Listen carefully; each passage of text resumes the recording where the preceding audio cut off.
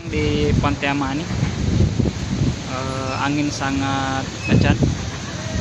Jadi menurut BMKG di tanggal 5 sampai 10 Januari itu cuaca ekstrim. Jadi kami berharap semua warga Kabupaten Pindrang saat hujan atau angin kencang berlindung di tempat aman. Jadi Tagana Pindrang melaporkan di lokasi.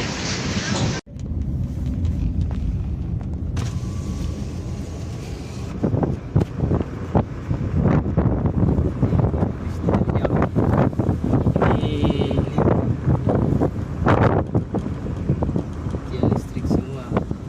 Ada jadwal. 1, 2,